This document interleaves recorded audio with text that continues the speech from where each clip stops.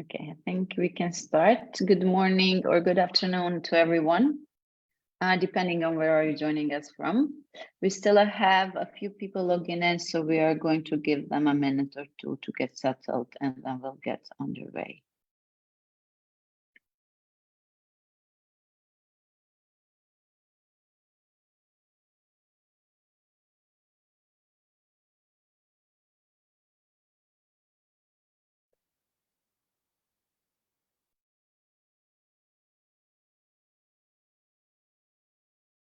Okay, so I think we're getting there. I think we are ready to go. Thank you for joining us for today's webinar, A Migrant Woman and Digital Skills. So today's webinar is being moderated by me. My name is Vesa Latifi. I'm a project manager at DIESIS Network. DIESIS is one of the widest networks supporting the development of social economy, social entrepreneurship, and social innovation. At the same time, we are one of the co-leaders of the RIDE project together with UNITE, New European Business Confederation in Brussels. Before I introduce our three speakers, I would like to cover a few housekeeping topics. Today's webinar is being recorded. We will be able to share a link with you after the event is complete. So we welcome you to revisit the content yourself and share it with colleagues. We also invite your comment and questions. Please look at the Q&A chat box on your screen. If you think of a question for the speakers and at any point, just type it in there and I will either pose it to our speakers at the time or hold it for the discussion portion at the end of the event. So about today's webinar, we are having this event to mark International Migrants Day on 18th December. Each year, 18th December is observed as International Migrants Day. So designated by the United Nations General Assembly. The day aims to draw attention to the human rights of migrants and highlight their contribution to our societies. So the webinar is offered in the framework of the RIDE project, an initiative supported by the AMIF program of the European Commission. Over the last 2 years, RIDE has been piloting a wide range of training and mentoring methods to enable migrant and refugee women in Europe to find jobs in the digital sector in 6 European countries, more specifically in Netherlands, Germany, Greece, Italy, Czech Republic, and Bulgaria. Within the RIDE initiative, project partners have delivered training and mentorship coaching for 60 migrant women in 2021 and 2022. We then have created an interactive online map with 100 references of digital skills training opportunities for this woman. You can refer to the link in chat if you want to look at our map, or if you know some references which you think fit well and can be added to the map, you can always share those with me. As a flagship activity of the project, a job fair for migrant women was organized in each country this year, where over 40 employers and over 200 migrant women took part in these job fairs in different countries. And finally, but also very important, we are also going to have the final event of RIDE in January next year, more specifically on the 20th of January in Brussels. We are happy to invite you to join us if you happen to be in Brussels and welcome you to the discussion. For more information and registration for this event, you can find it in the link shared in the chat below by my colleague Adam. So going back to why are we here now in this webinar today, we will have 3 experts working at the local, national and European levels. All 3 of them are part of the RIDE project. So they're going to provide us with the insights and experience on a number of issues that the RIDE has been trying to address over the last 2 years. So today's presenters are Frohar Poya from European Network of Migrant Women, Iffat Gill from the Code to Change Amsterdam, and Liane Adler from Litus Novum Berlin. I'm glad to host this webinar with these 3 amazing speakers, and as 3 of them are supporting migrant women either by advocating for their rights and freedoms or supporting their access to the labor market through digital trainings and mentorship really tailored to migrant women needs. First, I'm going to hand the floor over to Frohar, who is going to start today's presentation by sharing the findings of a study report which we conducted in the framework of the project, which is about digital sectors, scale opportunities in the digital labor market, and the barriers of migrants and refugees, in particular of women in the world of digitalization. Frohar, thank you. It's all yours. Thank you and good morning. I'll share my presentation now.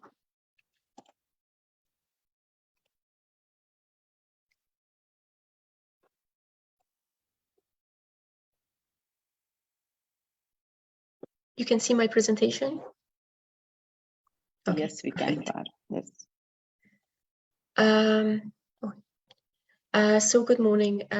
Today I will start by a very brief introduction of what is overall situation of women in digitalization in Europe, and then go to the report that we published and the challenges that migrant women face in Europe.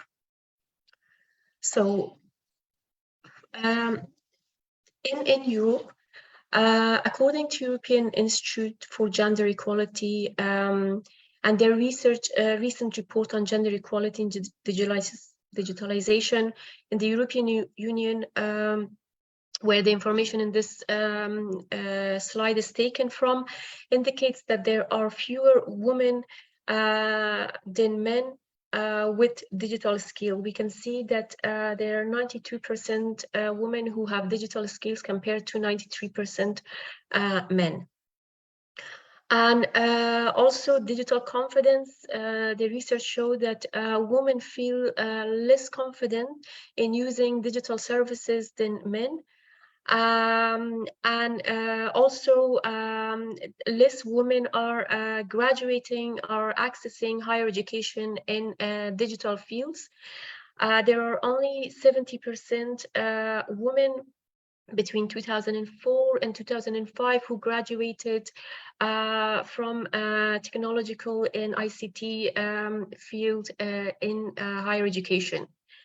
And of course, it's we can see that there are 70% women, and also among 8 million IT specialists in the EU, women only make up 70%. It is 8 out of 10 ICT jobs that go to men. And again, there is another report from European Commission which shows the underrepresentation of women in the digital economy. And the reason why women are underrepresented in the digital economy is because 53% of companies are trying to recruit ICT specialists. I mean, they found it difficult to find qualified women to recruit in the ICT field. Only 1 in 3 science, technology, engineering, and maths graduates are women, and this is kind of quite a low number of women graduating from ICT or technological higher education. Also, the other challenge is that women working in ICT field earns a very less than men. It's on 20% less than men. And only 90% of European ICT entrepreneurs are women. And for me, it was really interesting to see how the ICT world works. And it shows that 90% of funding goes to all main funding teams.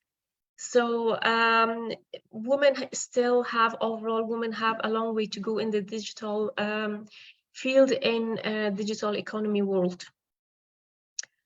Now I'm going to talk about really briefly about a preliminary report that we did this year. The report are concentrating on our on the right partner project, delivering training to women in different EU countries. There are 6 countries that we are partnering with: the Netherlands, Germany, Italy, Czech Republic, Greece, and Bulgaria. And the research in this report was actually done by the partner organization, these 6 partner organizations, because of course they're the experts in these countries and they know the digital organization, the digital places that delivers training to women. So I'm from now on, I'm concentrating only on these 6 countries. What was the digital performance of these countries at EU level? We can see the higher we see the graph going up, the less competence or the less advanced their digital performances. We can see that Netherlands, Germany are having the highest performance amongst EU countries compared to Italy, Greece, and Bulgaria. And this is the Women in Digital Scoreboard. And again, we see that Netherlands, Germany are scoring very high in terms of women in digital field and digital economy. And again, from how our research showed, and this is from the European Commission, which was published actually this year, Bulgaria and Italy and Greece are the lowest countries in women in digital scoreboard. This is not very specific to migrant women. This is for all women in these countries. And I'm going now to say how the migrants are spread, or the number of migrants in these countries. So when we see the number of migrants in these countries, Bulgaria is amongst the lowest, the country which has the lowest migrant population, born population in Europe, and Germany has the most. After Germany, we can see it's Italy, Netherlands, Greece, Czech Republic. So from the research that our partners done, we see that how the where the migrants are, which key sectors the migrants are having jobs in. They're mostly seen in industries, fast food services, supermarket, constructions, catering, restaurants, and domestic work. So we see that many of the migrants in these countries are participating in a very low domestic work or low paid jobs, and which does not involve so much digitalization or digital work. And of course, for women, I must say that when our partner organization were doing their research, and when I was searching as well, there are almost no data. There's actually no data on migrant women and in digital sector. And from what we can see here, I mean, if we see the total amount of women overall in Europe accessing digital services, which is very low. And then, of course, if we go to where the migrants are working, which sectors, we see that migrant women perhaps are mostly working in care sector, in house as a housekeepers, caregivers, maybe some in food services. So we can see how the whole industry works for migrant and migrant women. So from this, we can go and see what are the challenges that migrant women face in terms of when they want to access digital labor market or digital training. So for women, I made it very specific. For women, there are limited or no job opportunities in digital market, labor market discrimination against foreign workers, sex discrimination in the labor market, non-recognition or validation of existing qualifications from home countries. According to some reports by European Commissions and other NGOs, we know that some of the migrant women who come to the EU countries, they are highly qualified, yet their qualifications are not recognized. And this puts them at high risk of accessing domestic work rather than going to the fields that they work in their home countries. Some of them, of course, have low level of education and qualification. And then in the EU countries, lack of access to education and training. Language barriers is one of the major most important barriers that migrants and particular migrant women can face when they want to go and get training or access labor market. For women, especially family condition, for example, having access to childcare, single mothers with no relations in the host community or host countries, and of course, awareness of how and where to access the right training. So a lot of them might want to get into digital field and get access to training. However, because of lack of awareness and information, they don't know where to go and where to access these training and information. I'm sure my colleagues, Iffat, who is working directly on digital training to migrant women, will talk about what kind of needs women will have. And also Liane, who's been delivering training to migrant women, perhaps will talk about things that they faced while they were trying to train migrant women in the country, in Germany and Netherlands. But from our experience as a network of migrant women, it's really important for organizations or education institutions trying to deliver training to consider the women's situation, the background of women, the kind of things that they face in order for them to be able to access training and then go into training, into employment and accessing labor market. Thank you very much. And if you have any questions, any queries, you can get in touch with me via my email, but I'm also here to answer your questions at the end of the session. Thank you. Indeed.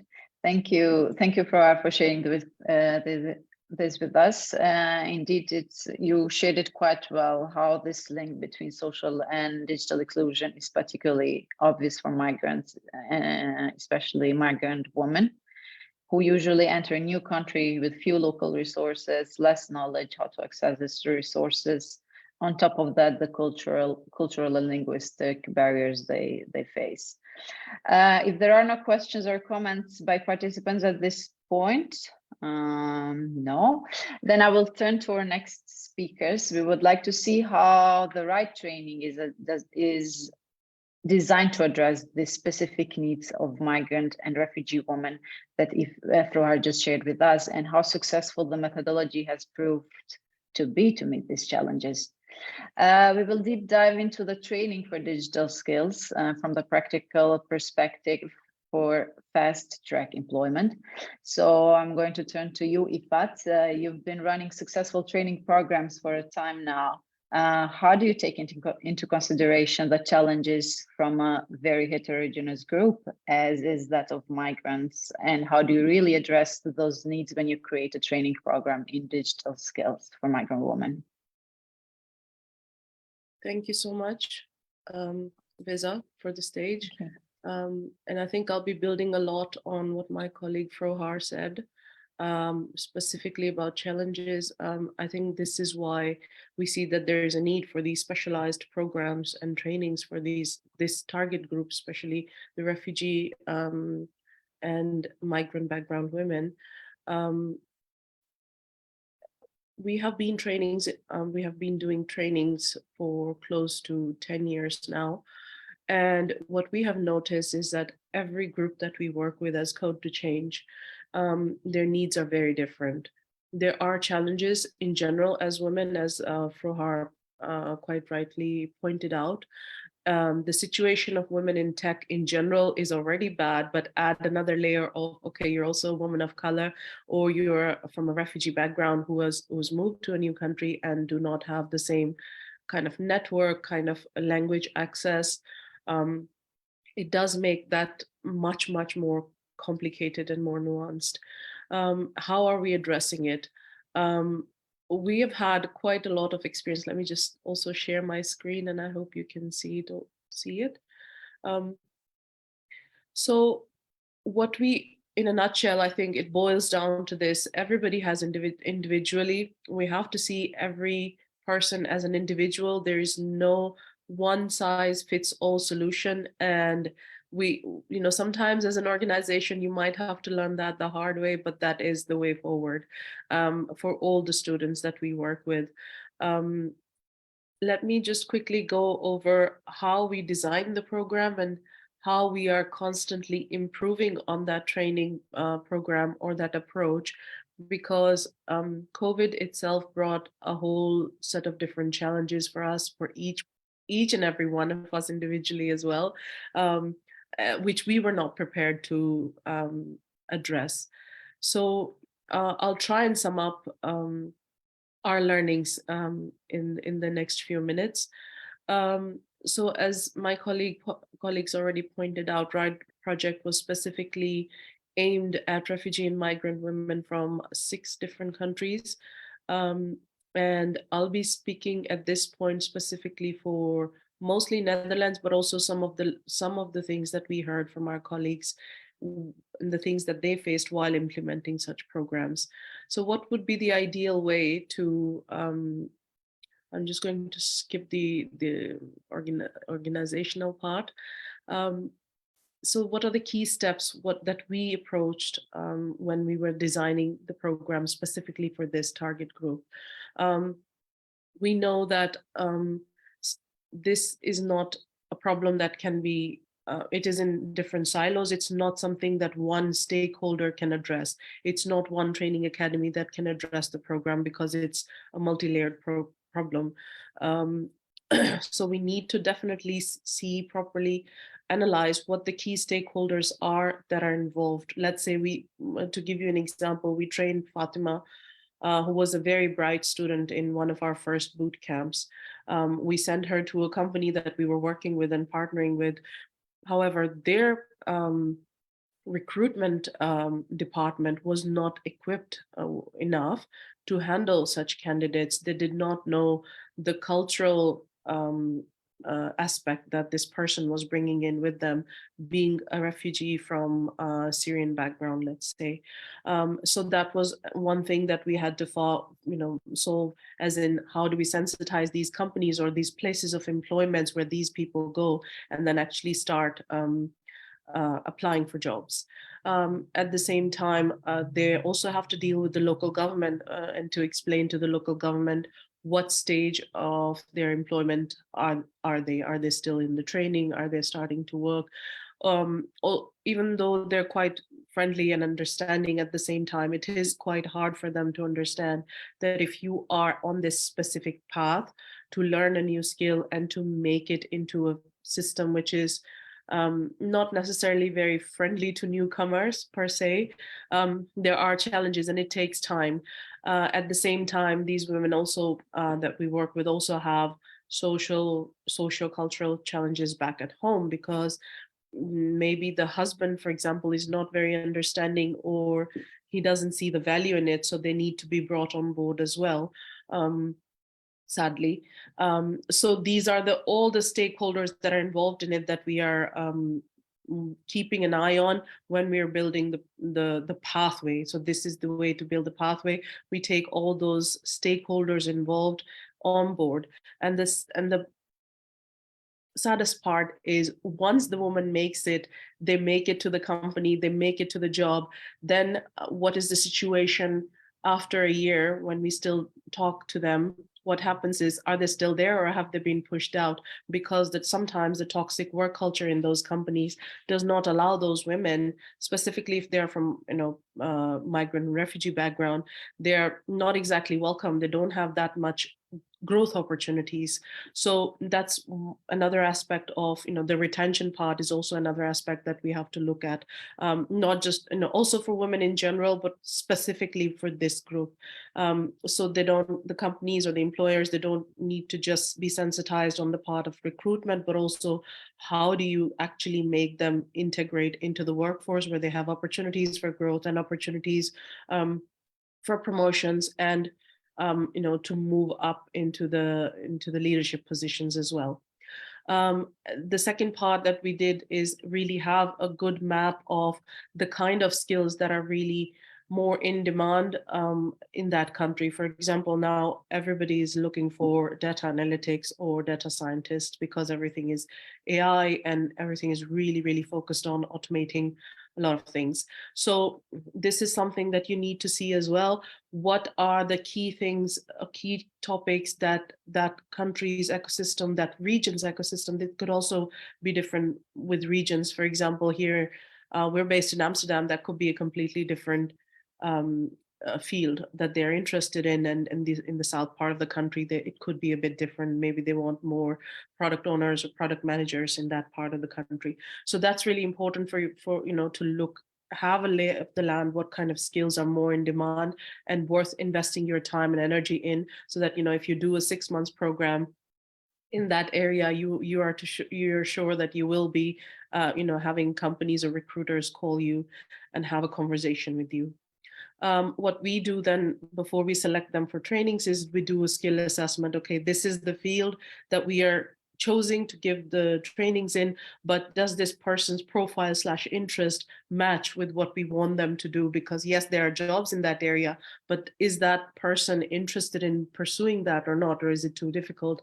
Recently, we had an incident where one of these women just started having panic attacks because she thought it was too much, but she was just so interested and so driven. She volunteered to do this course.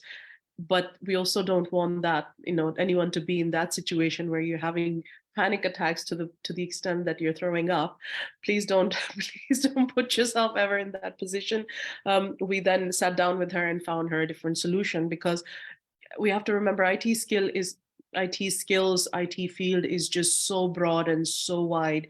There's so many things. If you're a people's person, if you're a communications person, if you're a marketing person, there's something for everyone. So you don't have to just, be hell-bent on becoming a data scientist. There's so many other options, equally, well compensated positions. So please keep that in mind.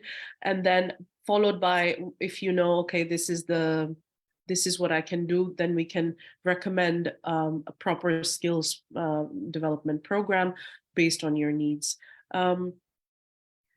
And then, of course, implementing the program itself and helping them. This is also a great step where we have to walk through through the program with the participants. A lot of the times when they're going through the program, we notice that they have a lot of needs.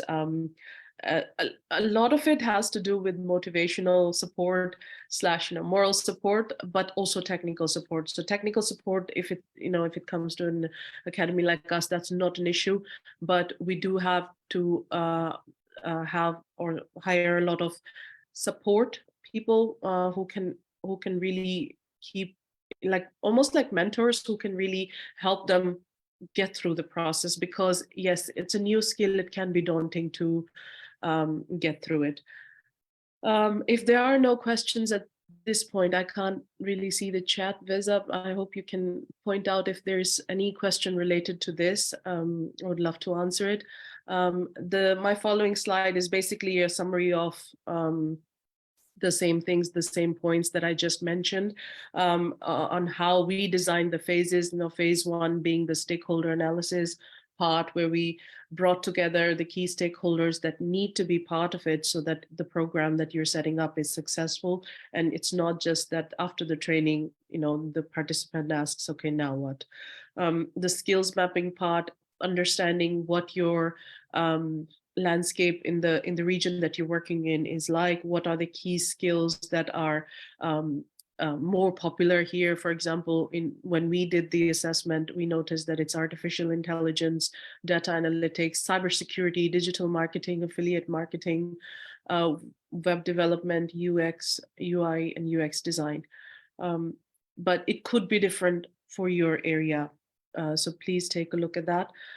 In the next phase, we did the skill assessment part. We would see what is the education level of the participants, the language barrier that they may or may not have.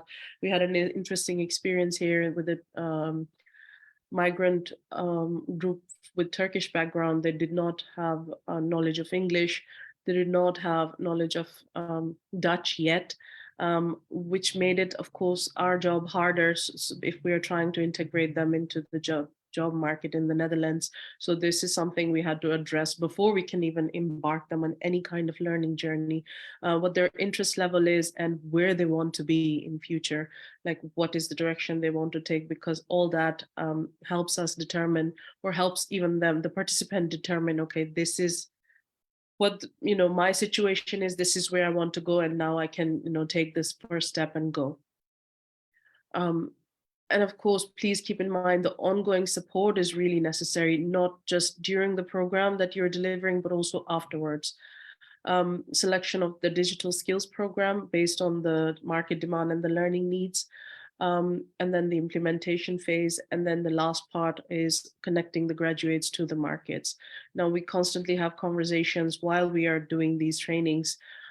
We invite a lot of industry specialists to come and talk to the students and of the boot camps that we're giving, which helps them already slowly to build up their LinkedIn network and start connecting to people that actually come and speak, and it gives them the confidence to say, okay, I think I know I got the hang of it a bit at least, and then through the few connections that they make through us, then they know, okay, if they want to look for a specific person in a specific field, they can go to their mutual connections and see if they can make a connection. We really emphasize that this is a very important step, teaching them how to network and to connect to people that they are talking to, especially from the industry.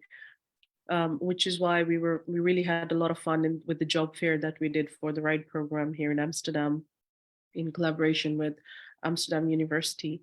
The participants, the key reaction we got was, this is the first time they were exposed to such a network, and we were quite happy with the results. So this is in summary. I'll stop here. This is in summary what we learned. Online training, we had to do online training because of the COVID restrictions, and then it's also hard then for them. Well, it's a mixed blessing. Let's just put it this way. COVID / everything moving online, it does give the participants the freedom to learn from wherever and whenever, because we did give them the opportunity that if they are not able to attend the lecture from, let's say, 6 to 7, they can still watch the recording and finish their assignment. But at the same time, we also see that these women are in their homes. They have hundreds of other things that are on their plate. They have to take care of the children, the pets, the cooking, the cleaning, everything. So it does kind of add to that as well, which is why it was very important that we gave them a chance to also get out of that situation and sometimes come and meet their peers and their fellow learners. It's not always easy because it's for them to get out of that space, but we think it is important as well to kind of nudge them to go out and network as well. When they're together, of course, and they meet other women who are in a very similar situation like them, it does do wonders for their motivation to learn as well. We provide the ongoing support, and not just from the instructors for technical questions, but also the support, any extra support, emotional support that they might need. And that's need basis. Sometimes I would be having a conversation with the student individually. One of the students that we worked with did not have a laptop. So I reached out to my network, for example, the Code to Change network, and we asked them if anybody had a laptop for this particular student, and we saw immense support on that. That's one example. One of them just needed to say come to us and say, okay, I feel like I'm going blind looking at the screen. I just need to talk to a human being. So one of our course coordinators now has weekly kind of conversations, just check-in conversations to ask them if they're doing okay, and if there's anything else they need. And we're constantly working with the companies themselves, briefing them about the specific needs of the group that we're working with, and how the companies need to do better to accommodate this group. I always insist that we have so much focus on in inverted commas, fixing women. But I believe that it's not the women that need fixing because they're not broken. It's the system that is designed to not allow us to succeed or thrive in a way that we are capable of, or in a way that we have the potential for. So it is also very important. The responsibility also lies on the companies / the corporate sector or the employers as well, that they work on making their workplaces more welcoming and more open to accommodate the diverse set of talent that is out there. I'll stop here. If there are any questions, please let me know. Thank you. Thank you, Iffat. It's always a pleasure talking with you. Thank you so much for sharing this. We have quite some interest in the webinar, but so far some silence from there. But I hope by the end we will have some interaction from our audience. And everyone, we're very friendly. Please reach out to us anytime, even on LinkedIn. Please do ask questions. We want to hear from you. Thank you. Thank you, Iffat. So now finally, I would like to turn to our last speaker, again, from the practical perspective of fast-track employment. Now my next question is really about digital upskilling, pedagogy and methodology, which Iffat already started to mention that part. We first looked at individuals, migrant women being present in the digital world, their skill opportunities, and design of digital skills training specific to them. But now I would like to deep dive into how do we ensure that those trainings are motivating and are actually implementing the targets that we want and lead to a successful labor market integration. So Liane, thank you for being here. And you've been running the other part of the RIDE training, which is more on the mentorship and coaching session for the woman. Can you tell us how this part makes the RIDE training course unique from others, if we can say it so, how you've taken into consideration the gender dimension in the design phase of the training program, and if that approach was successful for addressing their needs and barriers, which we already talked about in the beginning of this discussion. Thank you very much, Vesa. Welcome, everyone. I'm very happy to be here today and to share the insights from the experience we've had with the RIDE project. Allow me first to introduce myself. My name is Liane Adler from Litus Novum. We're based in Berlin, Germany, and we have for the past 5 years been dealing with labor market integration of migrants. This is what we do, and this is our focus. We were very happy to be part of the consortium of the RIDE project, which gave us the opportunity to work specifically with migrant women. And when we were in the phase of designing the RIDE project, we understood when we talk about empowering migrant women through upscaling their digital skills, given that we are working with women and given that we're working with migrant women, we require more than just the actual skill-based training, but that we require a comprehensive and holistic approach to supporting women entering the labor market. And that requires, in addition to the upskilling, also mentoring and coaching. So what we have designed is basically a two-stage approach. On the one hand, looking in offering individual sessions to women. And on the other hand, we designed a group concept to support the social inclusion and the labor market inclusion of the women. What is very important, and Vesa, you link to that, when we talk to women or in general beneficiaries, and especially when we talk about migrant women, we cannot design any program without taking their needs into account. So while we, in the phase of designing the project, we had come up with a concept based on the consortium's experience working with migrants and what we expect and anticipate the needs of the migrants are.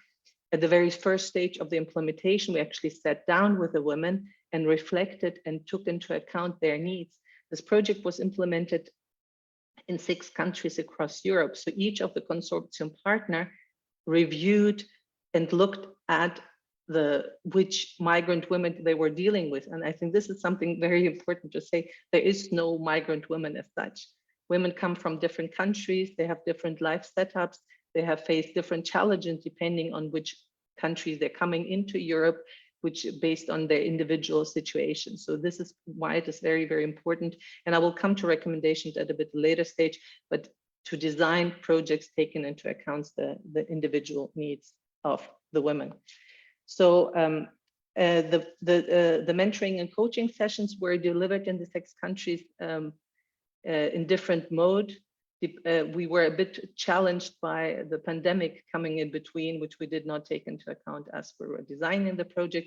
So depending on the contexts of each of the individual countries, we had in some countries in-present sessions, in some countries focused on delivering online training, and in many countries also hybrid sessions delivered. What we have noticed, and that is the recommendation I can share instantly, is that when dealing with one-on-one sessions with women, from our experience, the women mostly benefit from actual engagement in presence and having the individual contact rather than only virtual communication.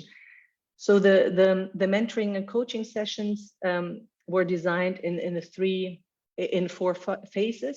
First of all, we needed to understand the individual which were sitting in front of us and we were wanting to support. So women underwent a self-evaluation prior to starting the individual and coaching sessions, after which we did an introduction to the program and a skill evaluation, followed by the actual training and the mentoring. And by the end of the program, as many projects are, we wanted to hear how the women have actually benefited into that.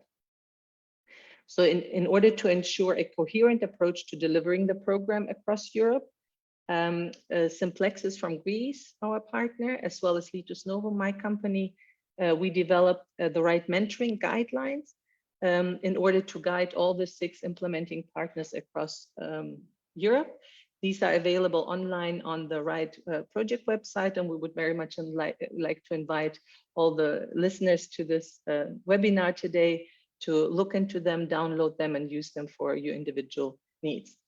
The guidelines, so basically what we had on the one hand were individual sessions where our project coordinators took a lot of time, depending on the needs of the women, to sit down and first of all to understand their needs, but also to guide them into on their path into labor market integration, because this is what we find, that working with women requires a lot of attention and a lot of intensive time taking to really sit down and speak to women. Particularly this relates to migrant women who have never worked before, especially here in Germany. We in that project implementation, in this project, we were focused mostly to supporting the women from Arabic countries, Egypt, Iraq, and Syria. And a lot of women who've come to us, they have never worked in their countries originally before.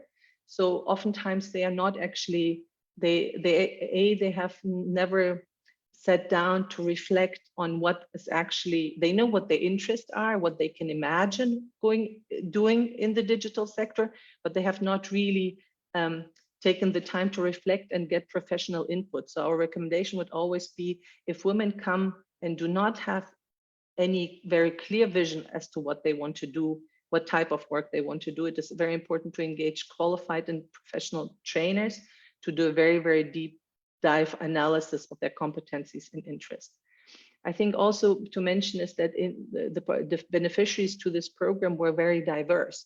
So Iffat was talking about women getting into the digital sector, but getting into the digital sector can on the one hand either mean to actually start working in the digital sector, doing digital jobs. In our case in Germany, we had actually many women who had no digital skills at all, who required actually digital skills to be able to work as a cashier in the supermarket, to be able to support their children to do homework during the COVID time. So kind of digitalization of migrant women encompasses a wide range of activities, at which end there could be then potentially the entry into the labor market in the digital sector. So that was one. So one call is basically, whenever working with migrant women, that there should always be components on actual coaching, individual coaching sessions. And the second, what we did is we provided the mentoring and training program. So our mentoring guidelines included 13 individual workshops, which was split into components, one very much focusing on social inclusion, supporting women in the path on social inclusion, and the second were more focused on labor market integration. So the area of social inclusion, we touched upon concepts of culture, intercultural communication, me, myself, and I, self-reflection, resilience, universal European values.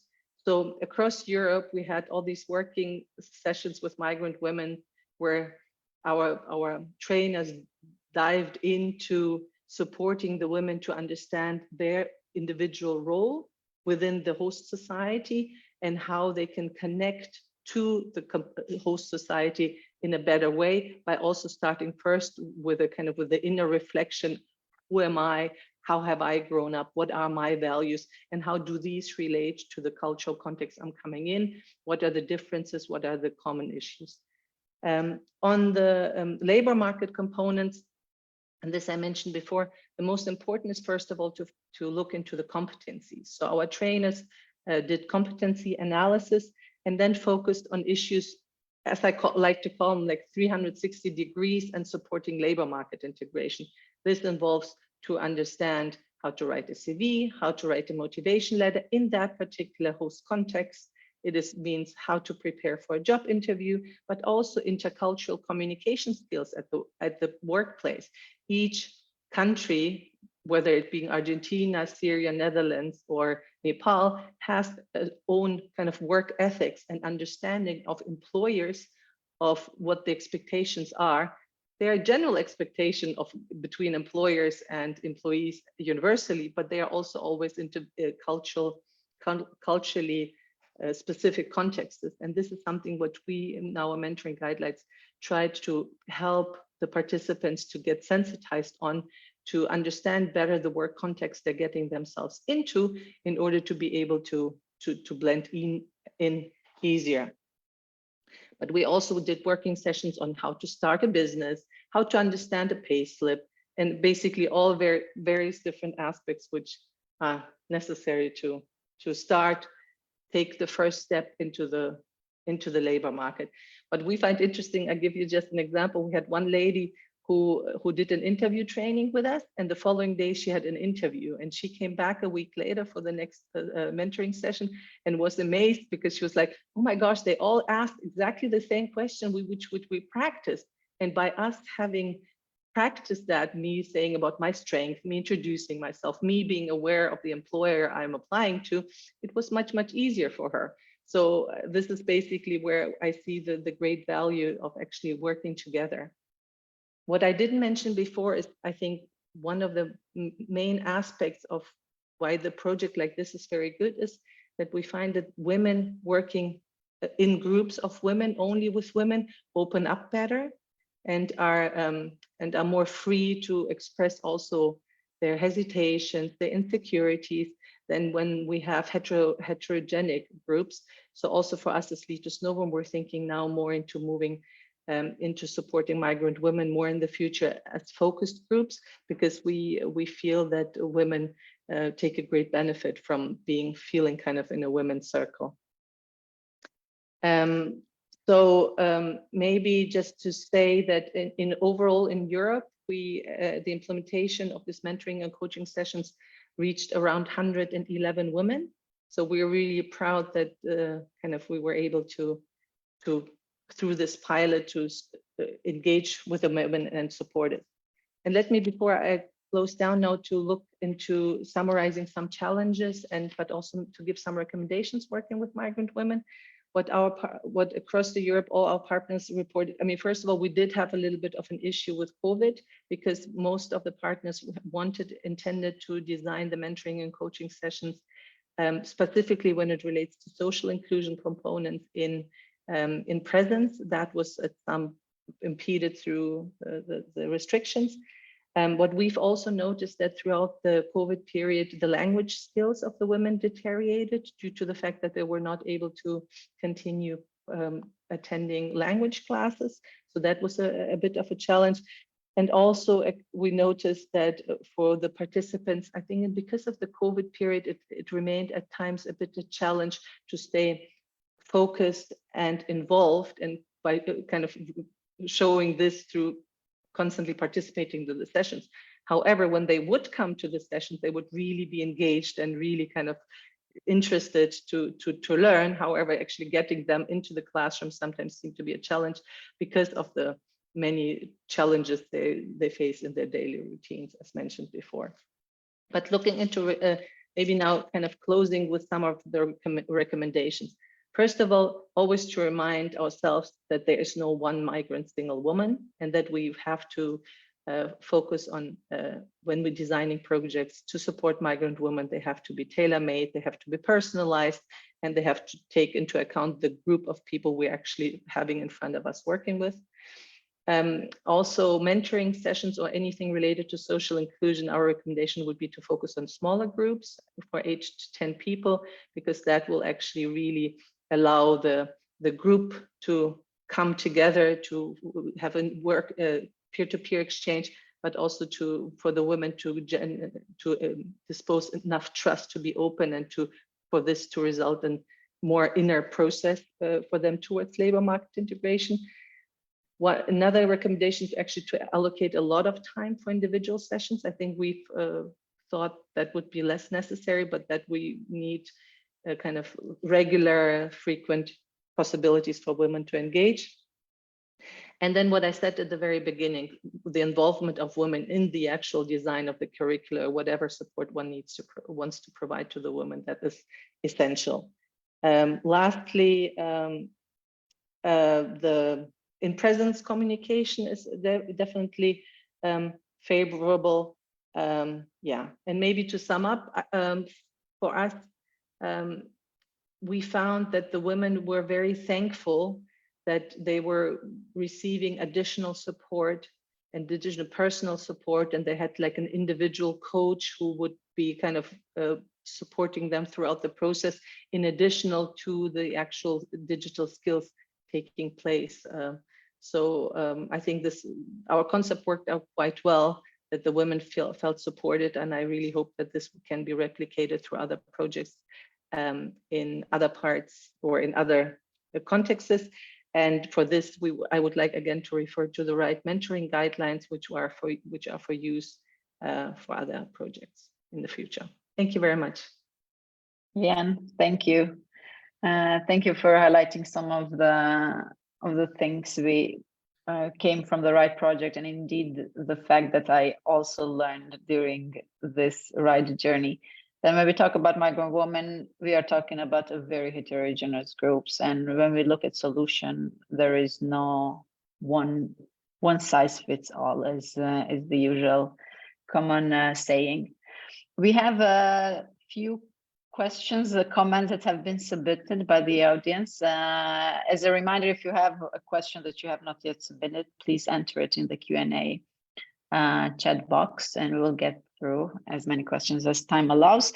I see Frohar and Iffat have already answered some of the questions, but yeah, while Liane was not speaking, maybe you could also give us some of your comments. We have questions really on the next steps, next phase after the RIDE project's implementation. What was not possible to implement so far? What would you like to work on in the future? There was also a question posed by Gabriela. As a follow-up of the training, how is the current labor status of some of your trainees or of your trainees? Do they inform you about finding a job, changing position, and so on? Would you, if Frohar want to comment, or maybe Liane, you would like to comment a bit on this? Yeah, I can start. Basically, as I said, for Litus Novum, given the experience from the RIDE project, we are now planning to have kind of a branch of Litus Novum's work focusing on migrant women only. So for the future, that will be kind of a focus of our work. That is one thing. And the other thing is, we do not see ourselves limiting our support to the migrant women within projects timeframes. So all the women we have been were part of the RIGHT project, we continue to supporting. So yes, we follow their path. A lot of the women kind of go from one digital training to another one, and then we have regular sessions about once a month where we meet and see how we can further support them on their path. Many then require some additional qualifications. One, for example, now has decided to actually take another language course in order then be able to enter the digital sector. So it's very individual, but we continue to support. Thank you. Thank you, Liane. Iffat and Frohar, you mentioned data, more data on migrant women. Indeed, that's missing about their access to the labor market. And then Iffat, you referred to having more specific tracks for understanding the profile of the migrant woman. Do you want to comment on this, or? Yes, please. Yes. So for now, the training that we did, because we were still trying to understand, like Frohar said, because of the lack of data on the profiles, it was hard for us to decide what would be the best fit for these women. So what we launched is the basic digital literacy course, basically in the Netherlands. After they started applying, the participants, we found out that it's really, all over the place, their talent, as in they could be really advanced, really basic. So for the, because of the limitations of the projects, we had to stick to one boot camp in this round. But in future, we also noticed that this is what we need to build towards. Once we understand a bit more about the profiles of these people, we now know that we need dedicated tracks, and because we are in touch with these companies, we know that what are the low barrier jobs in companies like, for example, Salesforce.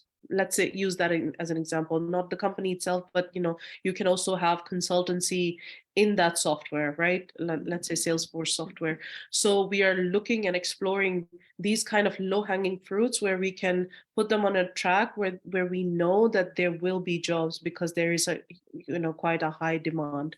So what this project helped us understand is, okay, this is the direction we need to go, and it also helps us see some of the gaps, definitely data gaps that we need to fill so that we can really move to the next steps. So we are in conversations with some of these companies so that we can build very dedicated tracks so that we know we train them, we put them on track to have a temporary contract with these companies so that they can get into the market. So we're working on that. It's not going to be easy. It's never been easy, especially when you're dealing with multiple stakeholders, but there is interest. There is a lot of interest, especially after the recent Ukraine migrant and refugees crisis. There has been a very kind of different interest from the companies in how they want to accommodate these groups. So I think it's a mixed blessing again. It's worth exploring how we can leverage on this new interest that is developed within the companies, especially in a country like Netherlands, and how we can fast track these women through dedicated tracks and support so that they can take advantage of the open positions, because the tech sector remains short-staffed, and there is still a huge demand for talent. Thanks, Iffat. Frohar, you want to comment? Yeah, sure. So like I wrote on the Q&A, the lack of data, it was something that all our partners experienced when they were doing this research in their country, or where they were delivering the training. But for us also, the European Network of Migrant Women, we are not grassroots organization. We don't work directly with migrant women, but we work with our member organizations who work with migrant women, and of course our partners who work directly with migrant women, and we are migrant women ourselves. What would be really vital apart from data is very important to get this good practices together. We have some other sister projects who are also concentrating on women in digitalization, migrant women in digitalization, and it would be really good to get all these good practices together for other organizations to work on it, because this is something also missing when you search for good practices.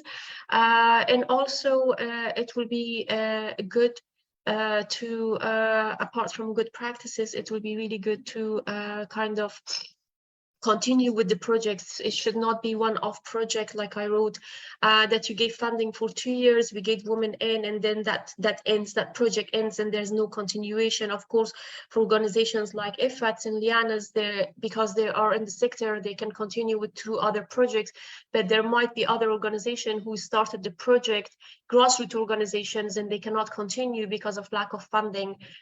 So it's really important to consider, this is for European funders, to consider a long-term funding to grassroots organizations to continue with this kind of projects and train migrant women. And also it's really important to raise awareness, because a lot of migrant women, who especially those who have language barriers, do not know where to go for training, even if they're qualified in their home countries. Because they don't know the language, they come to a new country, perhaps they don't know where to go to access the right training. And this is very important to somehow think of how to make information available in different languages, but also in different member state countries as well. Thank you. Thank you, Frohar. So we already have some ideas for new projects, collection of data, lots of data for migrant women. I think we are right on time. If there are no other comments or questions, which I see all of them are answered, I would like to say thank you to everyone who joined us today for today's webinar. Liane, Frohar, and Iffat, thank you for sharing your insight and expertise. Always a pleasure to talking to you ladies. If you have any additional questions or would like to connect directly with the organizations presenting today, as Iffat said, you can reach out directly to them on LinkedIn, or you can find more information about our partners on the RIGHT Project's website, or even better, come and meet us on January 20th for the final event in Brussels. Thank you for your time and have a wonderful rest of your day. Goodbye.